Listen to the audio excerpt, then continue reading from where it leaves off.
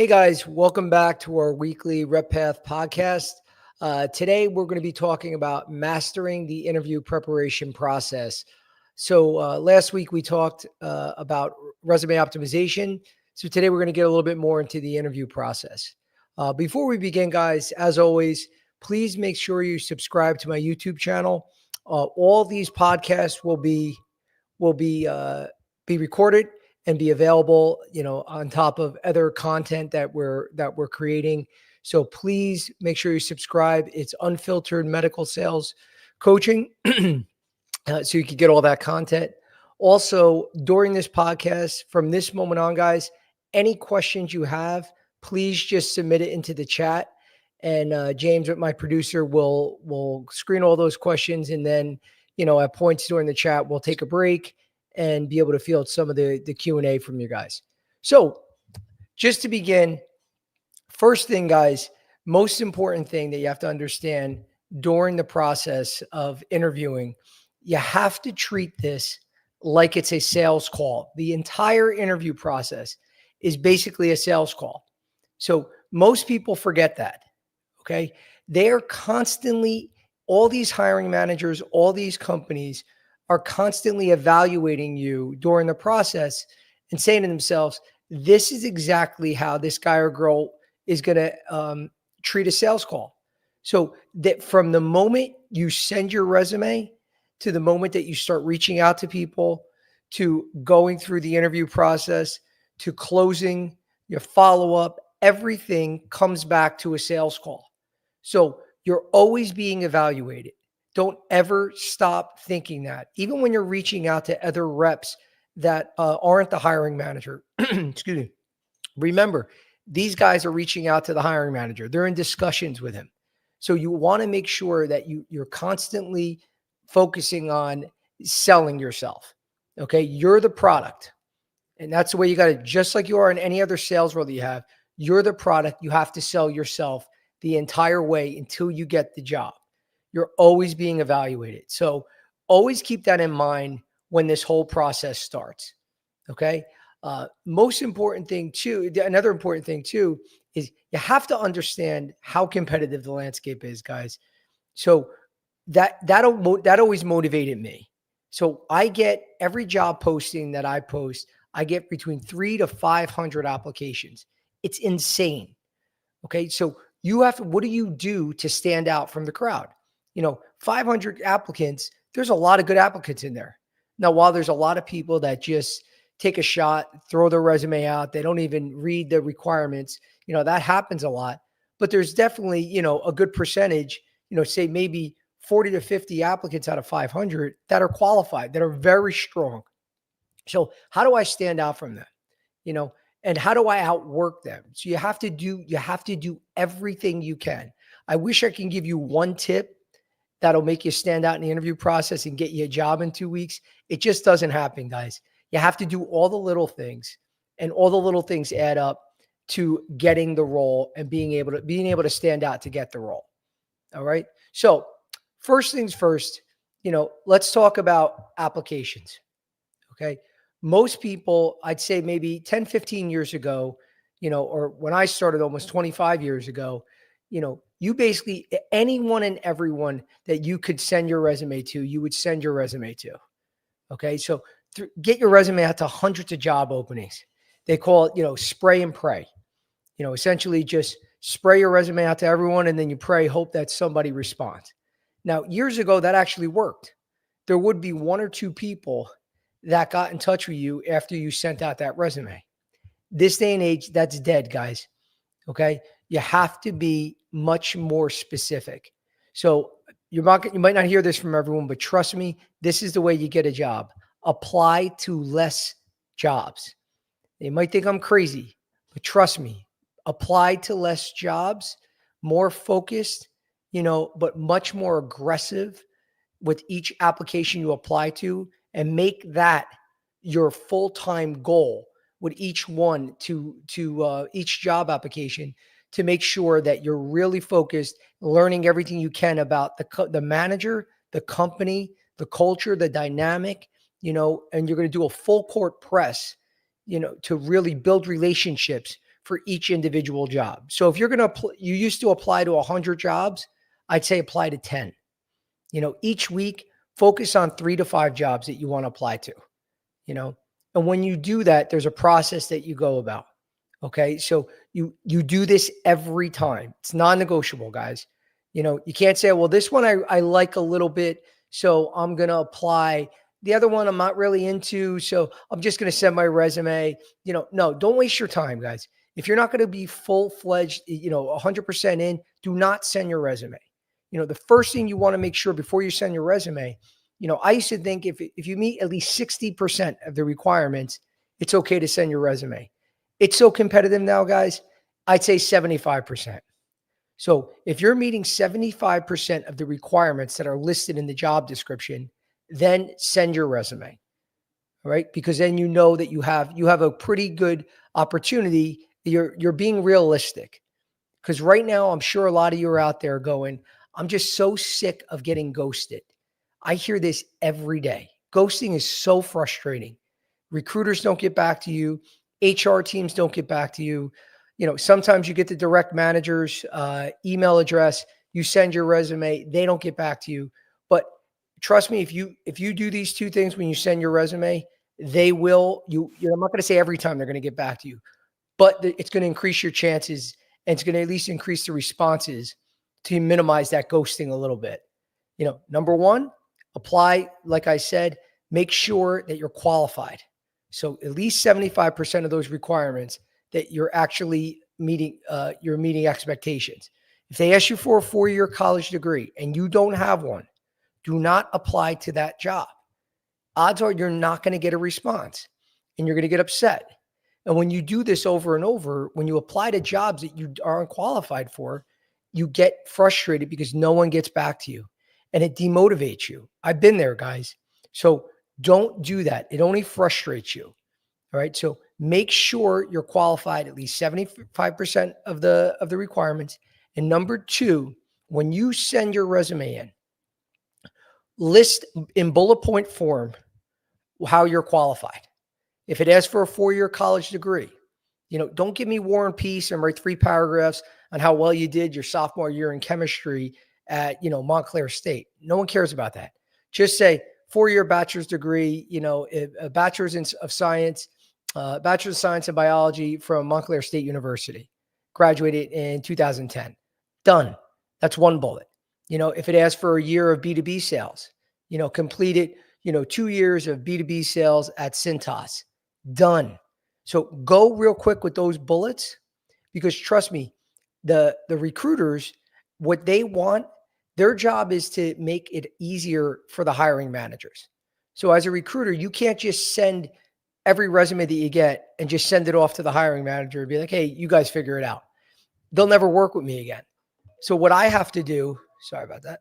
What I have to do, I have to narrow it down. And I have to make it very specific, I have to give the cliff notes, of that resume. So I send over a resume and I give bullet points on why that candidate meets expectations. So I have to make it easier for the hiring manager. So your job as a candidate is to make it easier for the recruiter. A lot of you out there are saying, screw that. I don't work for a recruiter. The recruiter works for me. Technically, the recruiter doesn't work for you either. The recruiter works with the companies. All the companies are my clients. So whoever pays the recruiter, that's who you work with. So the clients are the ones that are paying the recruiter. That's who they have to make them happy. As a candidate, trust me, if you really want to get a job, you want to make it easier for the recruiter. The recruiters are so busy. Some are lazy, but a lot aren't. A lot are good, but they're just bombarded with resumes. So if you get all these resumes, the thing you want to piss off a recruiter the most, send a resume and just say, Joe, I'm interested. As a recruiter, it makes you want to lose your mind because number 1, they didn't even tell you the job that they're applying for. So sometimes if I'm working on 30, 40 openings at once, I don't even know what you're talking about. So you want to make sure that you give me the listing. Say, Joe, I'm applying for the cardiology role in Tampa, Florida. Narrow it down a little bit at the top and say, Here's why I meet the requirements. And you could cut and paste the requirements and then in a different color, in red or blue or whatever, bullet point under each one while you meet those requirements. That's going to make that recruiter's job so much easier. But more importantly, it's going to make you stand out because then they're going to go, wow, this was nice and easy. What I'm going to do, I'm going to cut and paste, send this off to the hiring manager while I have a conversation with you.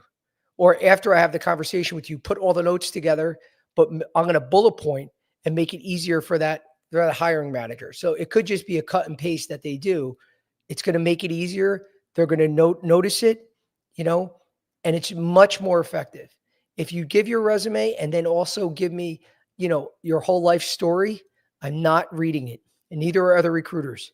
So you want to make sure that the good rule of thumb, those bullet points, they should be nice and small, where when you open up your phone, if I have to scroll with my finger, that's a deal killer, guys. That's a red flag. That means it's too long, the message. So keep it nice and short with the, you know, the 5-6 bullets, whatever many it is. Shoot it over to the to the recruiter.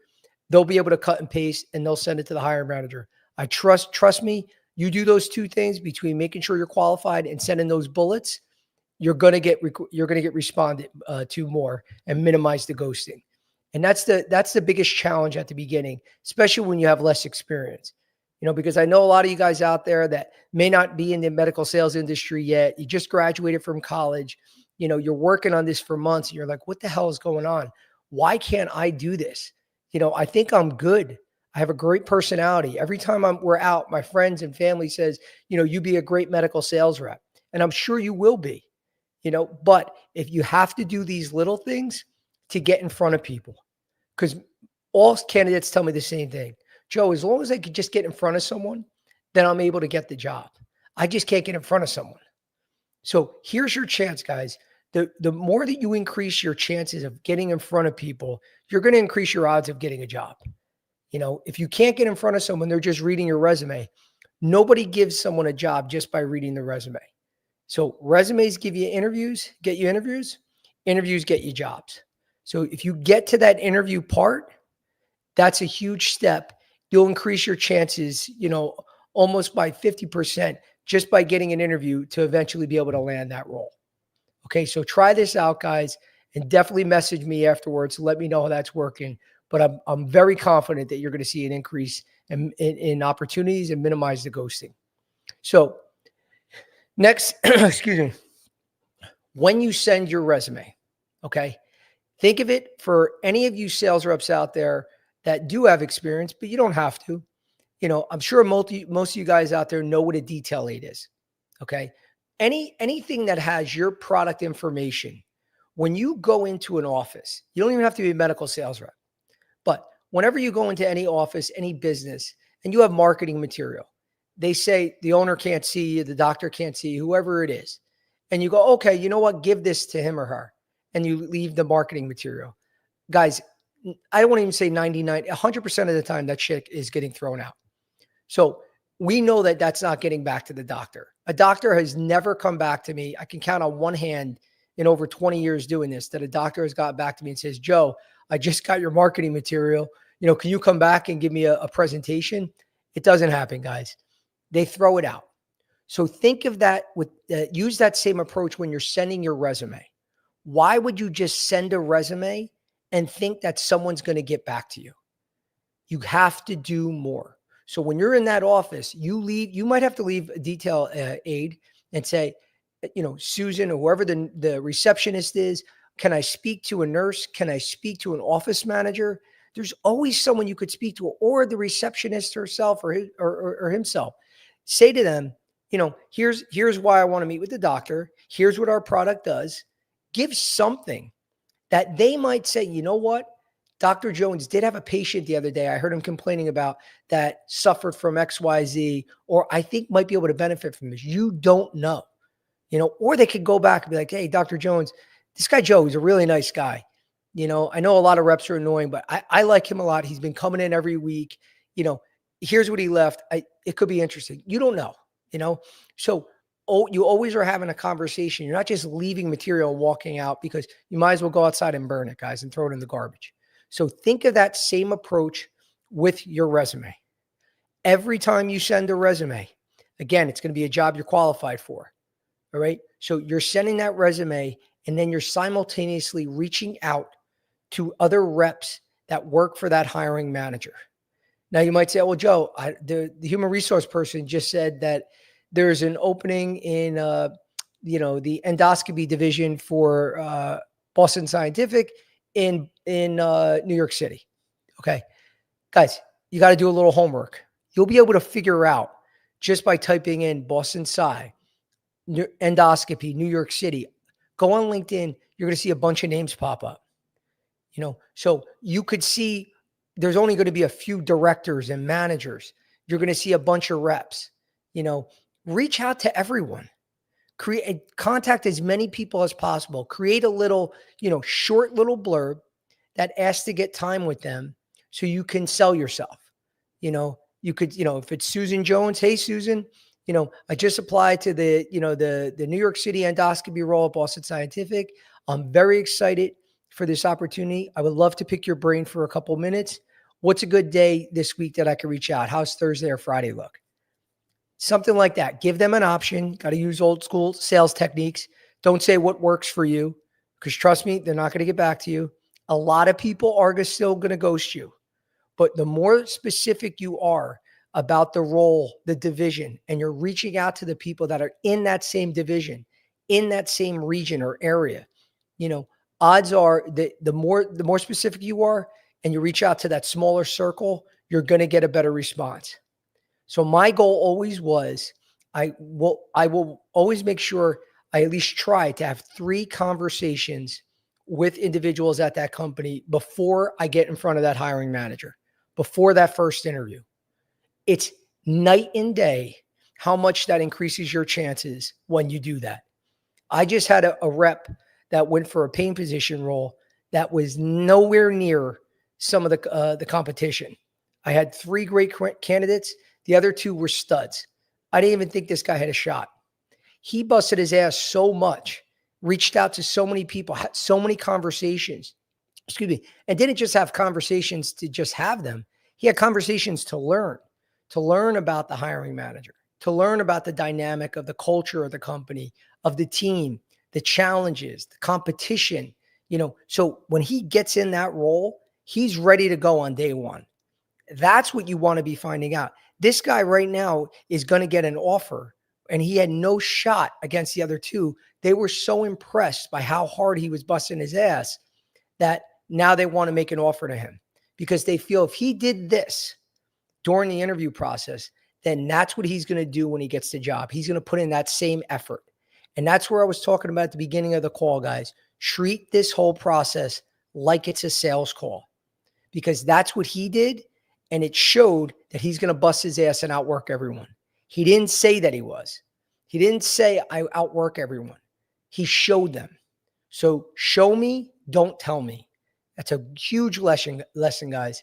When you're going through the interview process, never ever say no one will outwork me or I'm a hard worker. You can say that after you've shown it during the process. Because if you said that during an interview with me, first question I'm going to ask is, well, what did you do to prepare for this interview? And if you did everything and busted your ass, created a presentation, reached out to all these people, had all these conversations, remembered the people that you spoke with. That's very important too, guys. You want to get their names down and have that prepared when you go into the interview. All the research you did. If you do work with a trainer and do work with a medical sales coach, no secrets here. Obviously, I'm here to sell services too, but it is important. If you do that, let them know, because you're doing something to own your own development and get better. And that's what sales is. That's what it takes to grow in this industry and advance in your career, is to constantly learn and constantly want to improve. So if you tell them all that in the interview, that's going to impress them. And trust me, that's going to help you stand out. So again, reach out to 3. You want to make sure you have at least 3 conversations. That doesn't mean reach out to 3 people. That might mean reach out to 50 people.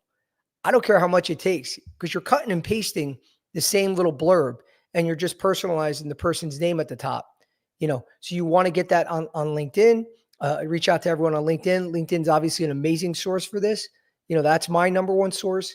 So really utilize it, get better at it. If you're unfamiliar with using LinkedIn to contact people and message them, because that is a huge resource that you're missing out on. If you're not doing this every interview, you're falling behind, guys, because trust me, your competition is. So the goals of that, though, are it's not just reaching out to reach out. Again, first and foremost, you want to learn about that hiring manager. You want to find out what their key drivers are. What do they like? What do they dislike? What did that rep do if they interviewed with the same manager to get the job? Sometimes they give you a lot of great tips.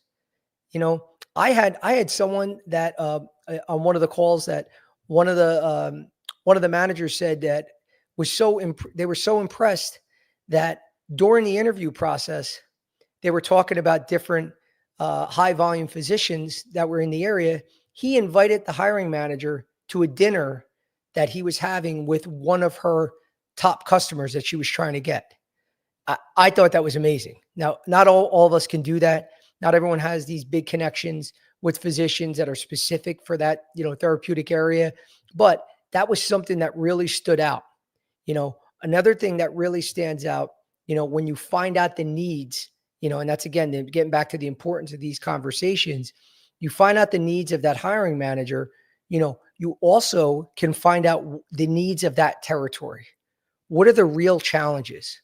What are the opportunities? Who are the key doctors, the key hospitals? Where are they getting business? Where are they struggling? Are they on certain GPOs and not on others? Are they not getting reimbursed well? You also want to know this for yourself, but if you get enough information and can go in there, because I hate 30, 60, 90s. I think they're stupid. If I'm insulting anyone on the call, I'm sorry, but I think they're a waste of time unless they're specific to a territory. So if you give me a 30, 60, 90 that you just whipped up on ChatGPT, especially if you hand it to me, before the interview or during the first interview, I mean, if you didn't know anything about the territory, how can you create a game plan?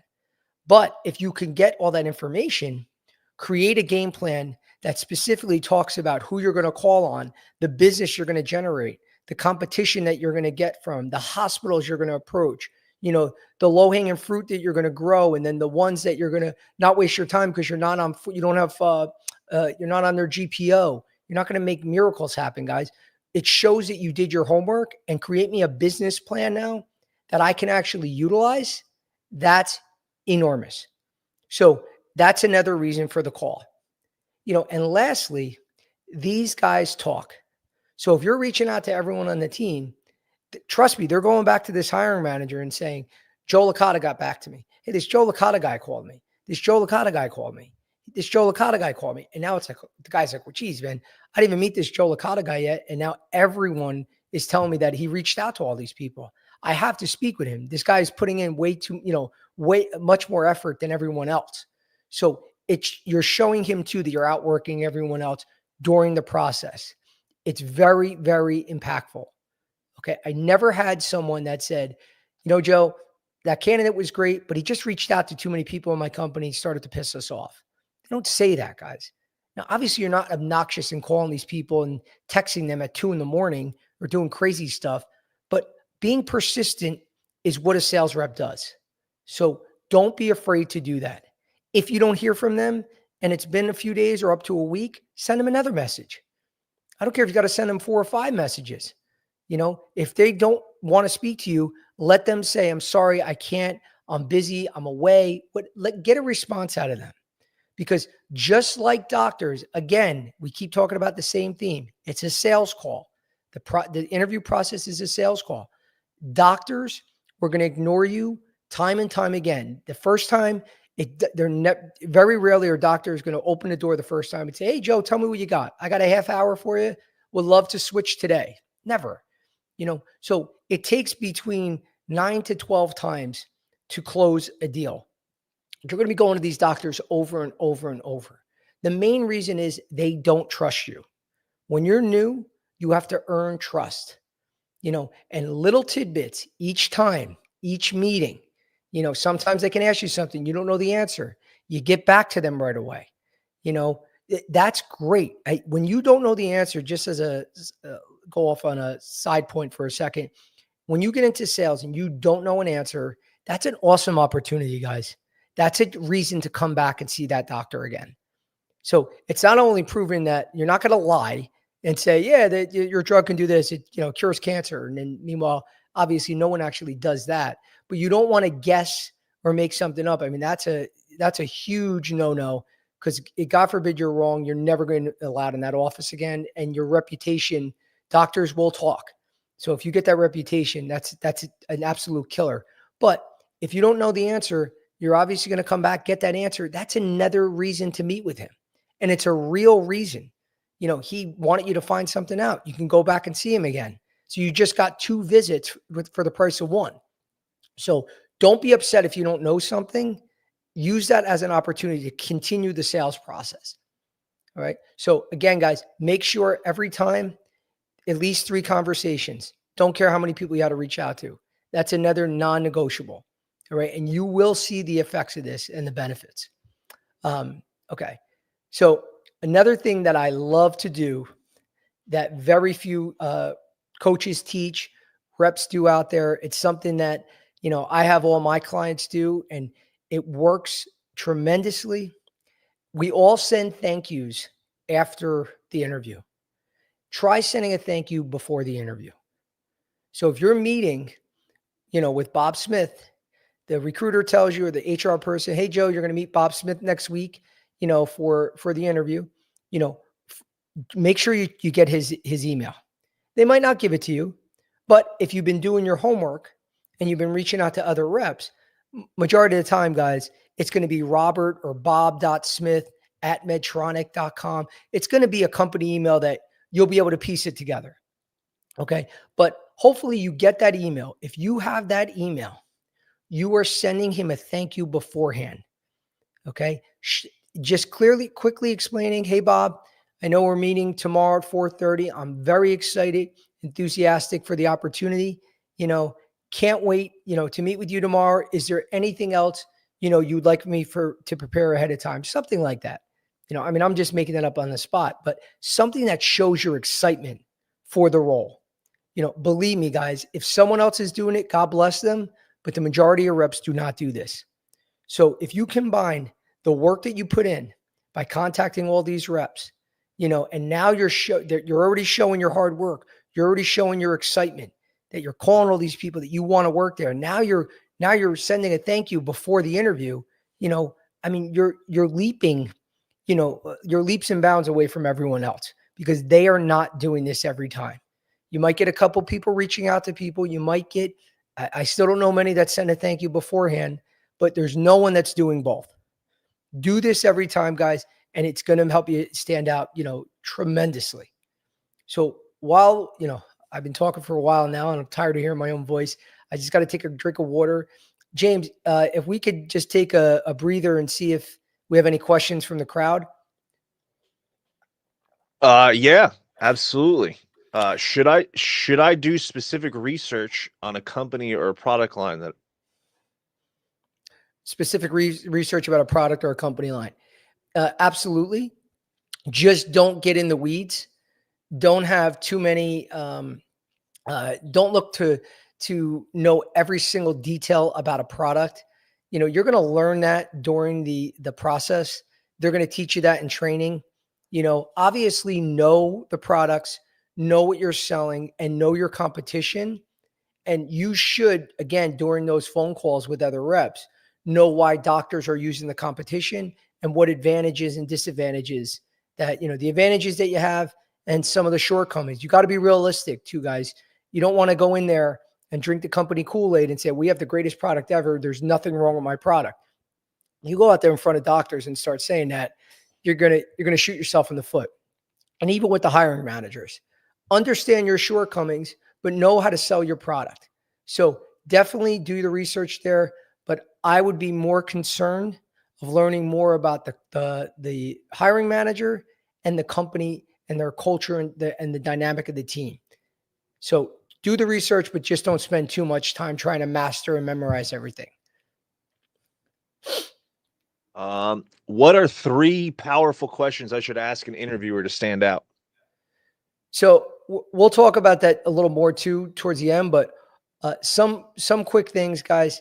You know, you want to make sure that you really get the questions are centered around expectations, you know, and also around what the best reps do. So I always try to find out who are your top reps and what do they do well? What makes them the top reps? You know, who's your best hire, you know, and why? You know, ask them straight up, what did someone do during the interview process that really knocked your socks off? You know, all these things, any question that you ask, you are always thinking in your mind how your skills relate to that, you know, so you can fit what they're looking for. So you're not just asking questions to ask questions. Make sure that you're actually thinking like, okay, I've done that in my past. You know, I meet, you know, what he's saying. And then you want to reiterate that obviously during the interview. So, and, you know, I like also asking questions about, what does good look like in the first 3 months, 6 months, a year, you know, because you do want to get the expectations because it could be a red flag, especially when you're doing longer term sales cycles like capital sales or hospital sales. Some companies, they have expectations where they want you to get a product on formulary or, you know, get a product that's not on the GPO in the hospital.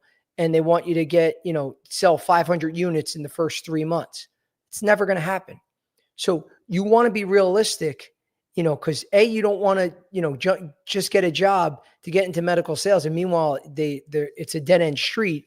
So you want to know those expectations, you know, for yourself, but also you want to show them that, you know, that you understand the process, you know, and know if that's realistic or not.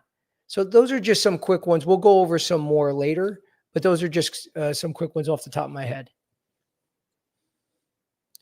How do I talk about gaps in my resume or lack of sales experience? Yeah, so gaps could be a killer if your story doesn't make sense. Because guys, I do this for a living.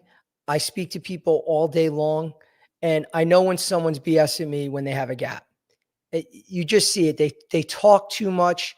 You know, even if it's true or not, you don't want to over explain any negative, you know. But if you've been out of work, you know, for a couple of years, you know, and you didn't, and a lot of times the gap really isn't a real gap because you've been doing another job, but you just didn't put it on your resume because it wasn't a, you know, a medical sales job.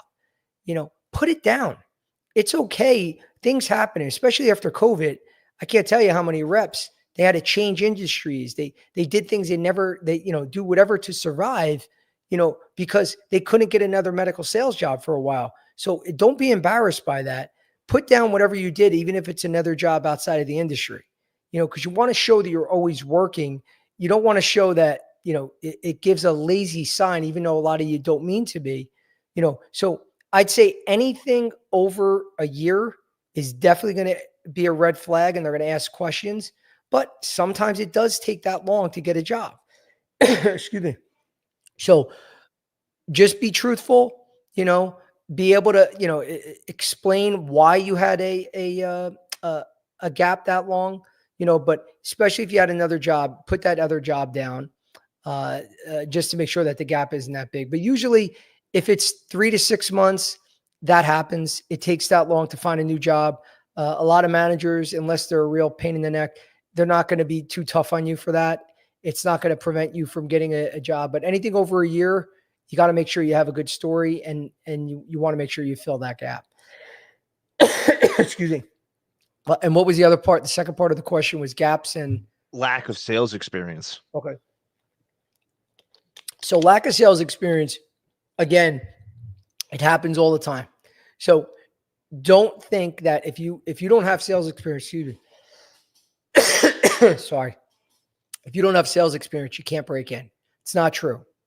Okay.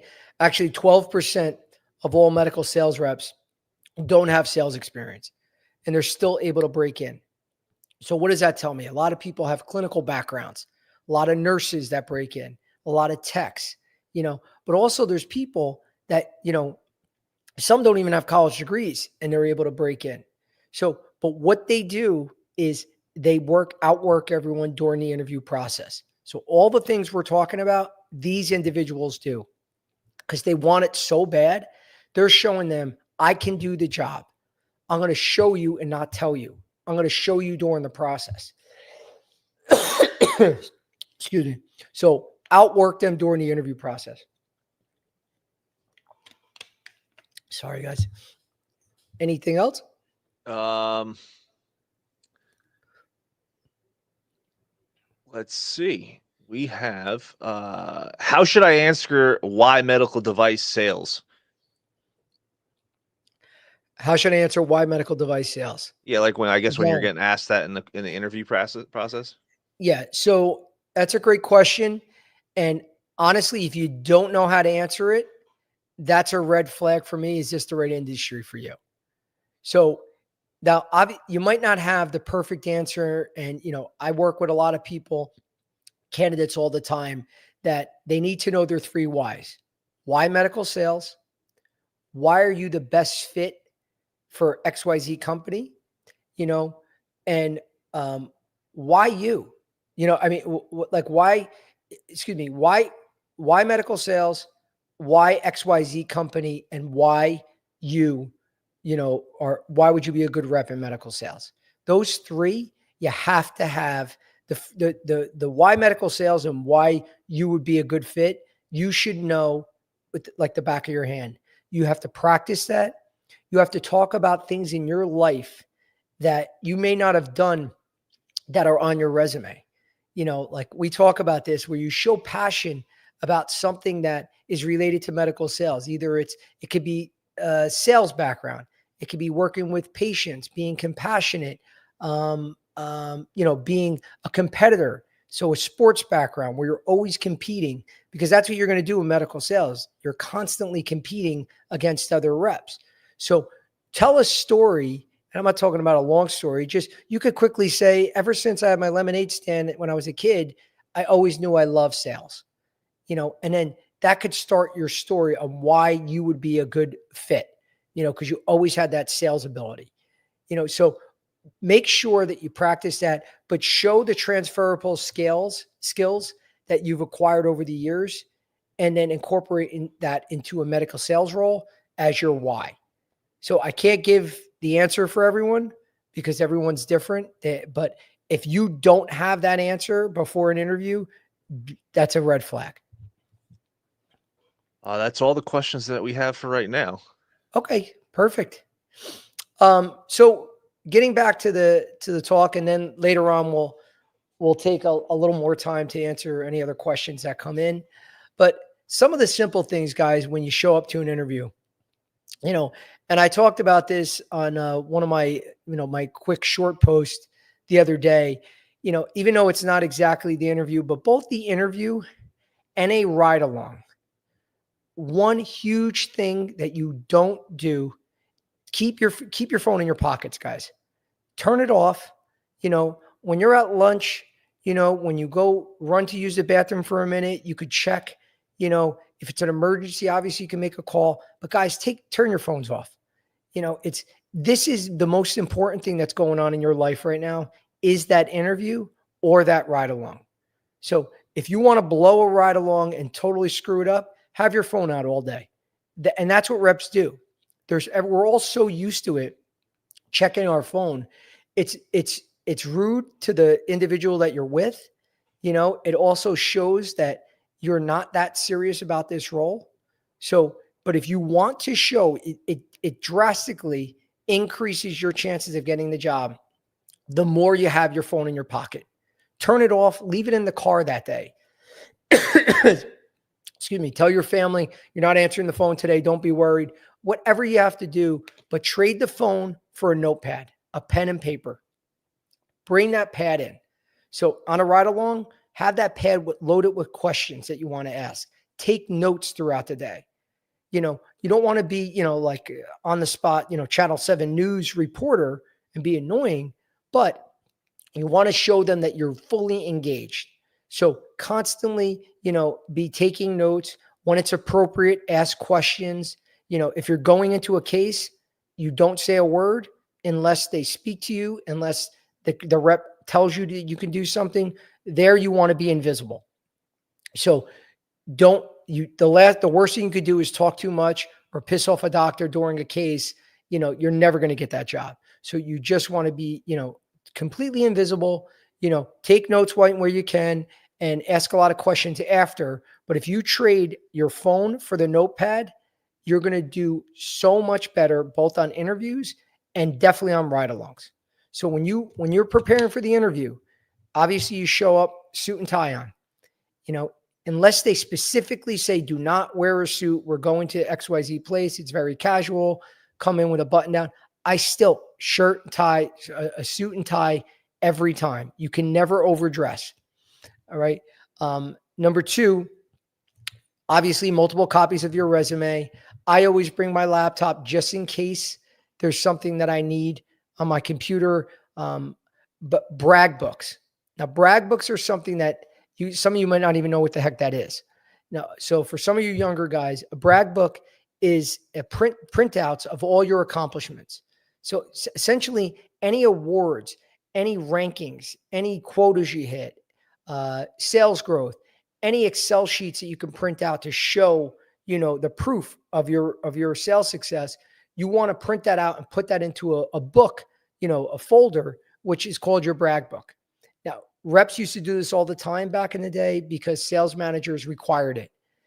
Anything that was in your resume, they wanted to see the proof of it.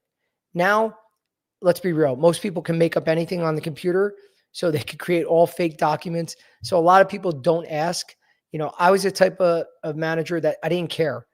During the interview, I wanted you to explain to me how you did that, how you were so successful. And if you can tell me a good story, a good approach, a good process that, I could even take some ideas from and learn, but you show me that you're believable.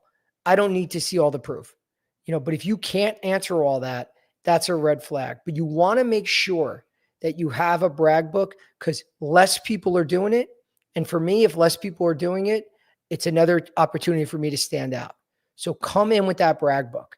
It could be on a zip file, whatever it is, where you can save that or share it with the hiring manager at the end of the call. You can have a printout of a booklet and say, hey, here's my brag book. If you'd like to take a look at it later, feel free. Odds are they might not, but who cares? You still left something that's more proof that you're a great sales rep. So if you can do that from day one, for all you individuals that are just breaking in, start creating a brag book, start collecting and keeping track of all your sales successes. So those are some just quick tips to prepare for before the interview. Obviously, you're showing up a half hour early, letting that hiring manager know that you're there ahead of time, all the simple things that are common sense, and some of the don't do's, the mistakes, like we said, your phone, deal killer, keep it in your pocket the whole time. Not taking any notes, constantly just yes and yep, oh, okay, and you're not writing anything down. I always liked reps that they just ask before the interview, is it okay if I take some notes? Have your notepad open. You don't have to sit there and write all the whole time, but anything, you should want to find information out during this interview because it's a two-way street. You're evaluating them like they're evaluating you. So you want to take that information that's going to help you make a decision if you want to make this your career. So take notes, ask questions. The question, you don't have to ask 50 questions just to ask questions. They have to be questions about, stick around, like we were talking earlier, about who the good reps are. What does good look like? What are the expectations and how can you meet them? What's the team dynamic? And what is the kind of individual they're looking to fill this role, and how well do you fit in that, what they're looking for? What kind of communication style does that hiring manager use, and what is he like from a rep? So what to deliver for him. So they're all questions that are, forward if you took the role, that you could hit the ground running and be a perfect fit for the team. Because the whole time they're thinking, is this guy a good fit for the team? And is he a good fit for the our customers, for our doctors? So they're constantly doing that evaluation. And lastly, I'm sorry, I just draw a blank on uh, but come in with a lot of energy, guys. If you're in there very lackadaisical, not putting a big smile on your face, or, just not bringing that energy and excitement, very stiff, relax, have fun with it. These guys have been in your shoes before. So don't be so intimidated by them. They're like, oh, they're the almighty hiring manager. Screw that. Just be relaxed, be confident that you know what to do. Don't be desperate. Don't come off desperate. So bring a lot of energy, bring excitement, smile. They love that. They're never going to say this person's too energetic for me, or this person smiled too much. They were too happy. Bring that, guys. It really does help. Because who doesn't want someone that has good energy and is a good mood all the time on their team? Good energy is real. So the more that you can bring that good energy, the more successful, teams will be. They thrive on that. Lastly, we'll talk about is the close. Okay. The close is very important. Everyone, I shouldn't have to say this. Obviously, you're closing on every call, on every interview. Okay. But what most people don't do, they don't ask a setup question. Now, for baseball fans out there, the way I look at a setup, I'm a Yankee fan. So Mariano Rivera was the greatest closer of all time. No doubt about that. But he still always had a setup man that will come in the seventh and eighth inning before he came and closed the ninth. So the setup man, think of it, that your setup question is similar to your setup man. So at the end of the call, they're going to say, hey, Joe, we spent the past hour, and I learned a lot about you. Do you have any questions for me? So I'm very casual. I like to be very conversational. I don't want to be robotic and ask some like scripted question.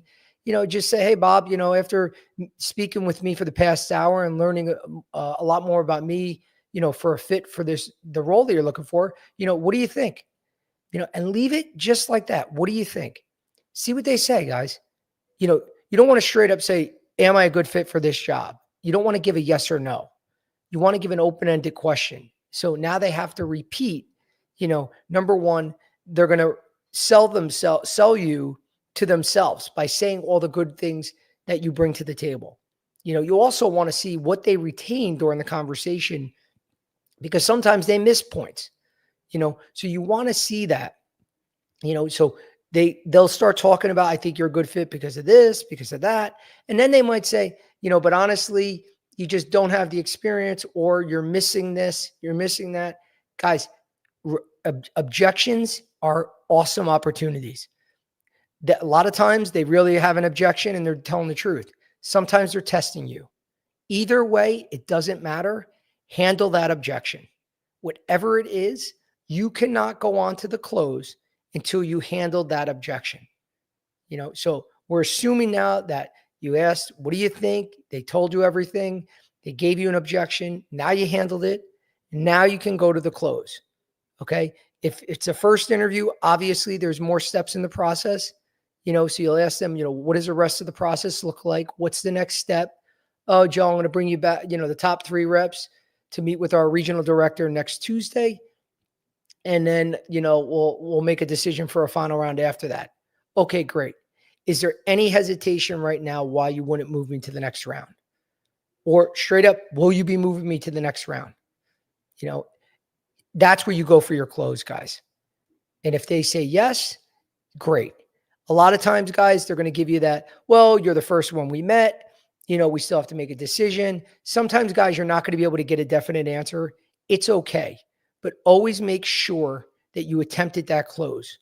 Okay. And the other thing that I like to do is to try to get those names. If you didn't get them during the interview, or even if you did, of who the top reps are, you want to ask that hiring manager before the next interview. I know you mentioned that Sue, Bob, and Phil are all your top reps. would you mind if I reached out to them? Can I get their contact info? Because I want to speak to them and learn from them so I can hit the ground running before our next call. You know, one thing I know for sure, if they give you those names, you are 100% moving to the next round. That's a great sign. You know, they might say, well, I have to speak to them first. That's okay. You know, but when you follow up in your follow up thank you email, you want to talk about that again. So then you give them an actionable item that you're going to follow up with. I know I mentioned those three names, you know, and you said you would speak to them. You know, did you have a chance to speak to them? And would you mind sending their contact over so I can reach out before our next call? You know, again, you're showing them follow up. You're showing more of that sales process. So all good stuff. Even if you don't get it, you made the attempt. Do those things every time, guys, and you're gonna move forward in these processes. So that's all I have for now. I want to take the last few minutes if we do have any other questions We do. before we wrap up. So Austin Chamberlain, he actually asked any advice in closing the hiring manager, which you kind of just went over. Yeah, I mean that's basically it, Austin. Not to keep going over the same thing, but that's really it. It's the key is make sure you ask that setup question. You know, get a pulse of where you really stand. Don't dive right into the close because you need to know that first. Because same with doctors. If doctors can yes you to death, you know, and that's the worst thing, especially about pharmaceutical sales.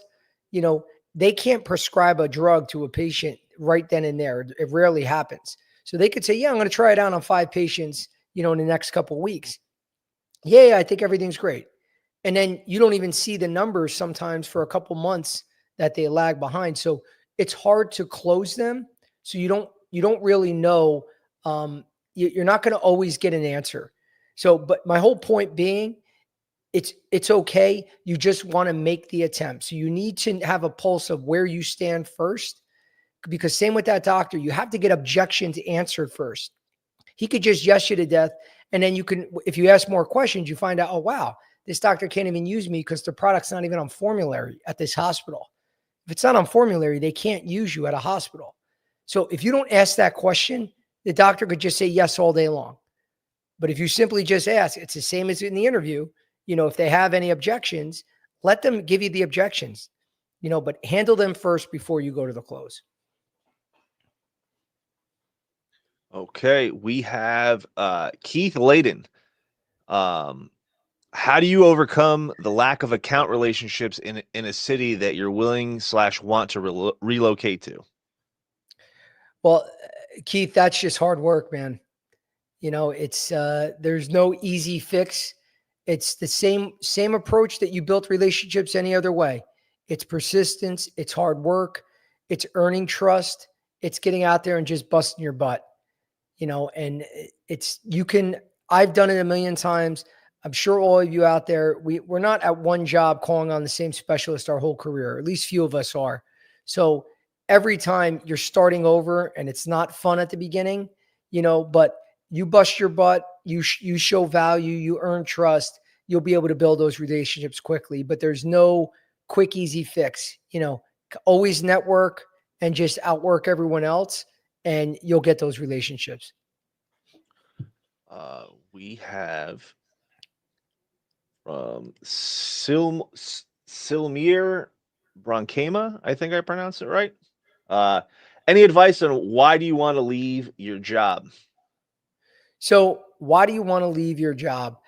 Um, I'm assuming you're saying if you're if you're going for another job and you have to explain why you left the last one. I think that's what you mean. But if I'm wrong, please submit another question that you know clears that up. But you you want to be upfront, you want to be honest, but you don't want to be negative. So don't if it's negative, if your last job was a dumpster fire, your manager sucked, the product sucked, everything was horrible, you don't want to say that, guys. So you could just talk about the future, you know, and the opportunity that lies ahead of you.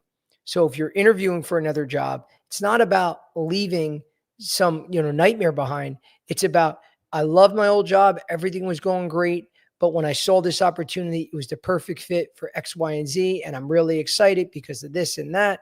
And just have positivity going forward, not negativity about your previous past.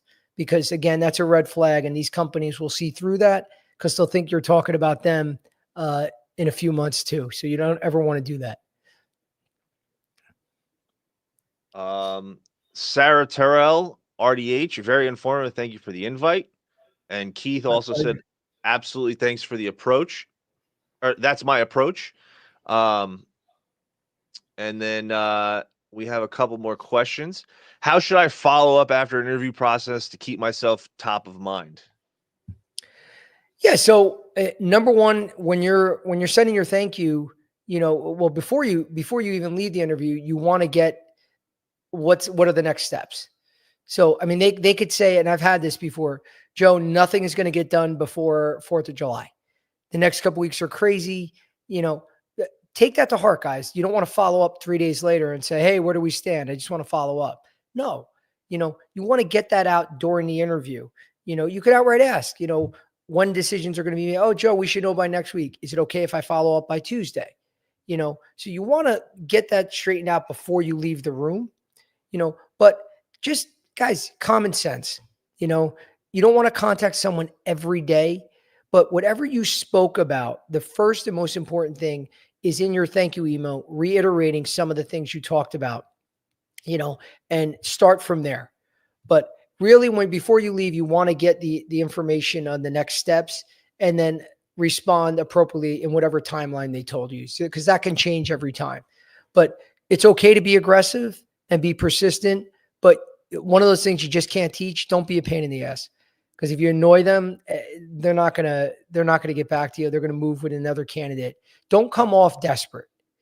Even if you're broke and you really need this job, we've all been there, guys. You don't want them to know that. It's always okay to let them know that you're not just interviewing here. You are looking at other roles because you're a great fit. You have to have that confidence, so you don't want to come off, if you have that desperate smell to you, it's a turnoff. So just be confident, but have common sense. Don't torture them with the follow-ups. Excuse me. Jeez. Is it okay to send case studies, win stories, or testimonials from past clients? 100%. 100%. I mean, a lot of, again, that goes in your brag book. I used to have the one of the biggest deals that I ever did. I had, I showed the paperwork as proof because it was a multi-million-dollar deal. It took, 9 months to close. It was a very difficult process. It also helps me explain, you know, a lot of questions they ask sometimes are, explain a difficult process, explain, the biggest deal, anything that you can show that can help your case, definitely have it in your brag book.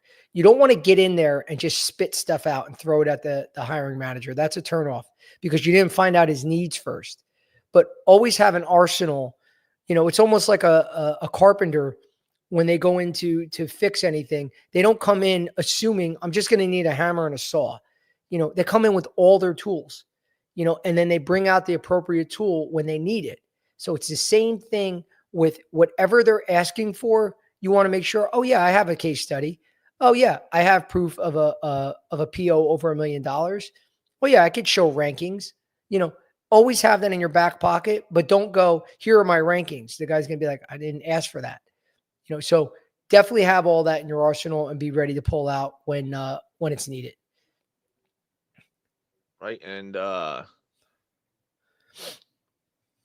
last question. What mindset set should I adopt before walking into the interview room? Just be confident, you know, feel that you belong there, that you deserve the job, that you are a good fit. But confident, but don't be cocky. Again, you don't want to be desperate.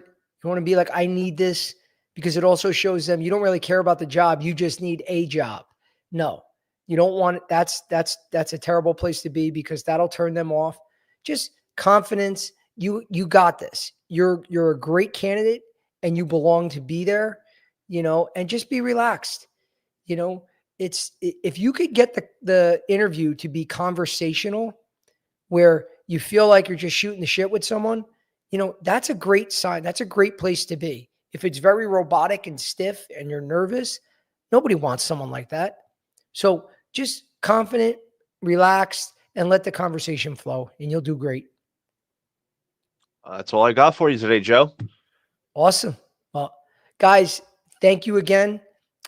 This was a lot of information. I know anything, guys, please, because I know you all have your individual issues and problems.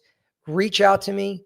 This is what I do at RepPath. We do one-on-one coaching where we work with everything from your resume to your interview prep, career advice, anything that you guys need, either if you're breaking in or trying to advance in your career. Unfiltered medical sales coaching. Definitely subscribe on YouTube or contact me via my website, reppath.com. And you also can message me on LinkedIn and we can set up a call to go over whatever needs you have. All right, guys. But thank you again. I appreciate all the support. We'll be doing these every Wednesday at 3 p.m. Eastern. And I look forward to everyone joining on the next call. Thank you, guys. Have a Real great quick, week. Joe, do we Yeah. have a promo code for lobby still? Yes, we do. Yes, I appreciate that. Thank you for reminding me. So any lobby members on this call, if you do decide to move forward, with any coaching, please share the code Licata, Licata, and you'll be able to get additional discounts for any coaching services that I provide. So all lobby members out there, please feel free to reach out. The code is Licata. Share that before when we speak, and I'll be able to get you additional discounts. So thank you again, James, for reminding me of that, man. No problem. Make sure you like and subscribe and tune in next week, same time. Have a great Appreciate. day. Thank you, guys. Take care.